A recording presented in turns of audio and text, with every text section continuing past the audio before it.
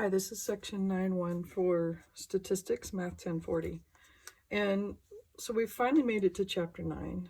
And chapter 9, we start looking at statistics from the perspective of inference. So this is inferential statistics.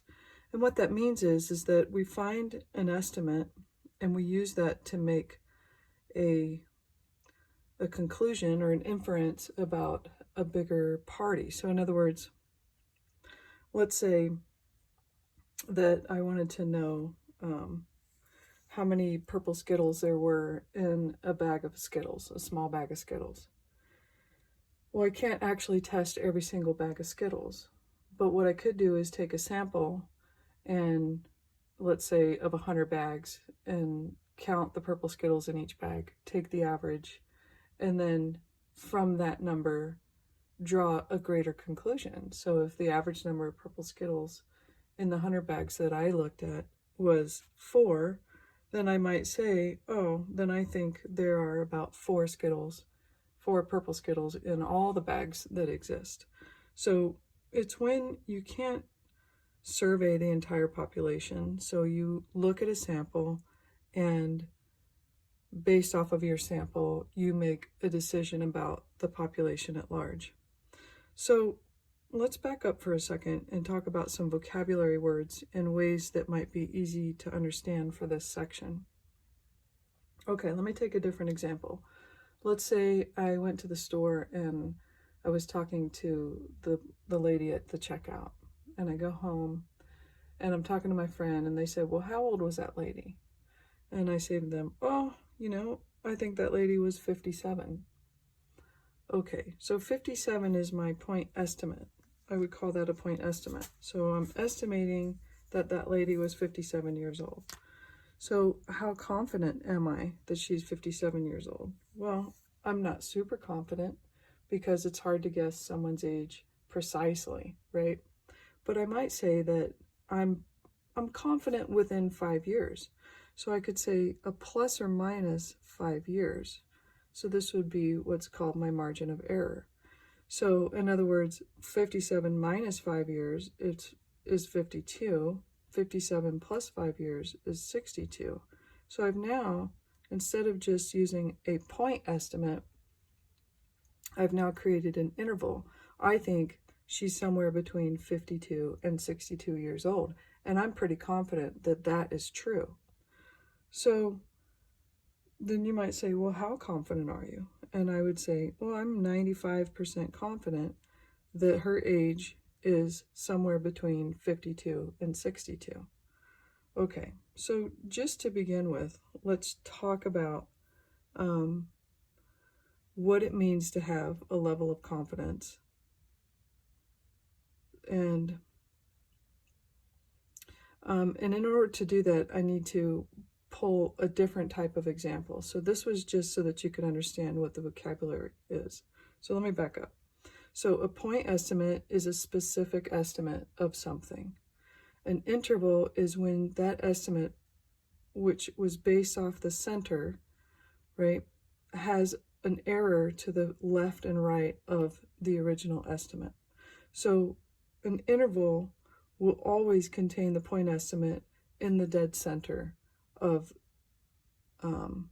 the error, okay? And then we have a level of confidence. How confident am I that her age is somewhere in this range? So one of the things that our statistical calculators do in StatCrunch is they'll determine a level, based off a level of confidence, what those lower and upper bounds would be based off of a given point estimate. Okay, so in this section, we are specifically talking about proportions. So remember that proportions, the sample proportion is something out of something. It's how many people out of the total believed a certain way or had a certain characteristic or whatever, right? So if I'm sampling, if I want to know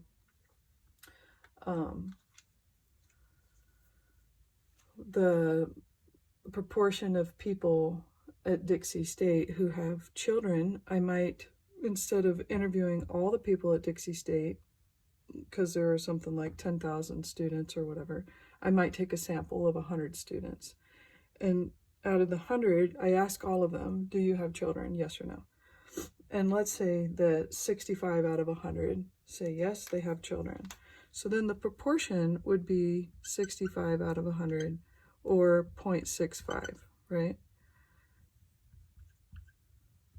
So for the sample, I have 0.65. Now, does that mean that 65% of all the students at Dixie have children? Well, probably not, but it's probably pretty close. So what happens is, when I'm doing my point estimate, I would say, okay, my point estimate is 0.65. And then I would say, well, but if I took a different sample, it would probably be slightly off, right? And then if I took a different one, it would probably be slightly off of each of those. But they'd all be pretty close. So let's say I felt like this was within plus or minus 0.05. So my interval would be from 0.60 to 0.70, meaning I'm pretty confident that the students at Dixie, that between 60 and 70% of the students at Dixie have children.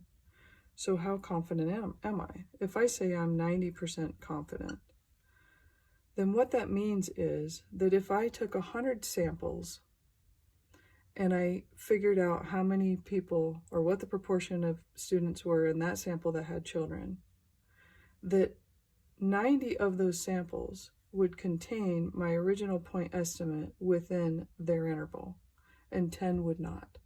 And that's what a level of confidence and a confidence interval mean. So I want you to look closely at your notes and look at how they've defined the level of confidence and the wording that they use in order to interpret the confidence interval. Notice for a confidence interval, they always tell you their level of confidence. I'm 90% confident that this point estimate falls between 60 and 70 or something like that. Okay, so what are we talking about in this section? In this section, we're using proportions from samples to guesstimate a proportion for a population. We start off with an estimate, a point estimate based off of a sample, and then we create an interval and say, I know that not all samples I would pull would be exactly this, but 90 out of 100 of them is going to be within this plus or minus error, okay? Your StatCrunch will determine what the lower and upper bounds of this interval would be based off of the information you give them. So in StatCrunch, you're going to do stat, and then you're going to do proportion stats, because in this section we're dealing with proportions, okay? In 9.2, we're going to be dealing with means. In 9.3, we're going to be dealing with standard deviations. But it's all the same type of thing. So that's the nice thing about this chapter, is that it's the same concept for all three. We're just looking at a different statistic. What's the difference between looking at a proportion and looking at a mean? A mean is an average. A portion is a certain amount out of a whole. Okay? So stat, proportion, stat, and then we're going to do one sample, and then we're going to do with summary, because they are summarizing all of these, because they're going to be giving us the x and the n. So once you get into this calculator, you're going to input the x, you're going to input the n, you're going to select confidence interval, oops, can't spell today, and then you're going to put your level of confidence, like 90% or 95% or whatever it is that they say. Okay, so the nice thing is that the StatCrunch calculator is going to do these for you, but I still don't want you to feel lost in the concept. So let's back it up for a second. If by hand, they gave you a confidence interval, let's say they gave you an interval of, something like 0.231 to 0.782, and they wanted you to find the point estimate, then they're asking for the number that's in the middle between these two. Just like the 65 was in the middle between the 60 and the 70. Well, how could you do that quickly? You could take 0.231, add it to 0.782. I get 3, this, and then divide that by 2. So 1.013 divided by 2 is something like this. Okay, so let's round it to 0.507. So that would be the original point estimate. It would be in the middle, right? Now, how do you find the margin of error? The margin of error is how far I went left and right to get to either of those bounds. So for this, the margin of error was 0.05. I went 0.05 less, 0.05 more to get my two upper and lower boundaries. So my margin of error, I could do 0.507 minus 0.231. I would get 7.276. Now, I should get the same thing if I go from here to there. I mean, within reason, because of rounding. So I get 0.275, but remember I rounded this. Okay, so the distance from here to here should be the same as the distance from there to there, because your point estimate is in the middle of your confidence interval. This distance, 0.275 or 0.276, is called your margin of error. Okay, so that just gives you a little bit of vocabulary, a little bit of orientation to what we're doing. When we go to 9.2, we're going to do the same thing, only the statistic in question instead of a proportion will be a mean. Okay, so what are we really going to be asked in this chapter for questions?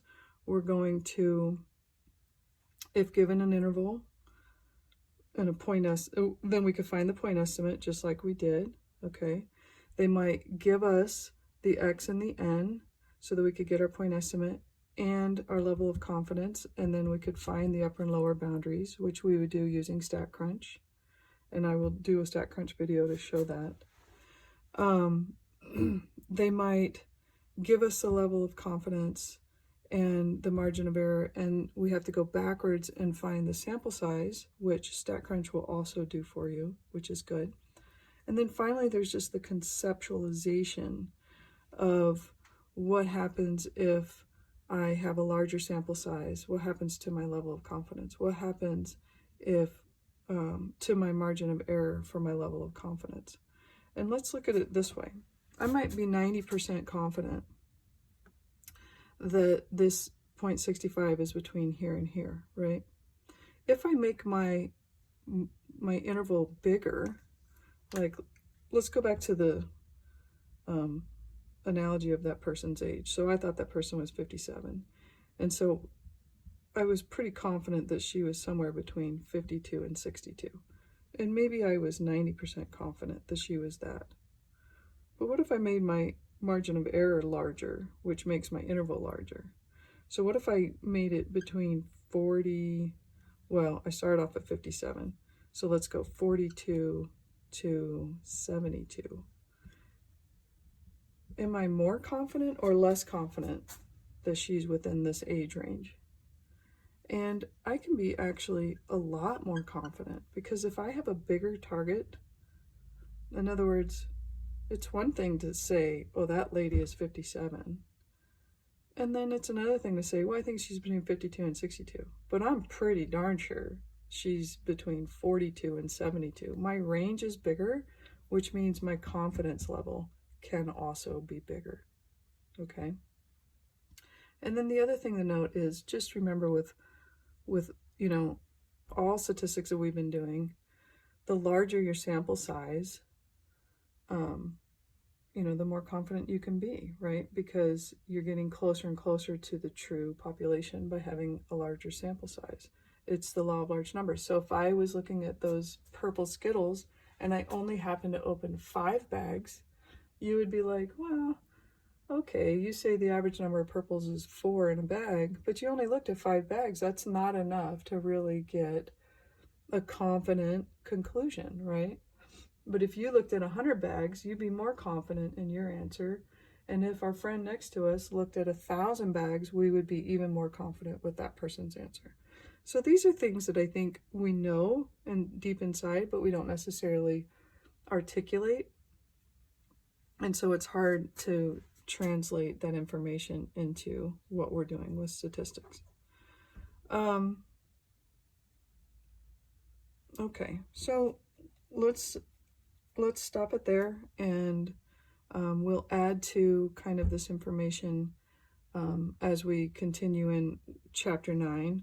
One last thing, we still need to satisfy the two stipulations that we satisfied in the last section, that this is greater than or equal to 10. In this case, we're using p-hats because they're sample proportions, and that the size of the sample size has to be less than or equal to 5% of the population size. All right, that's it.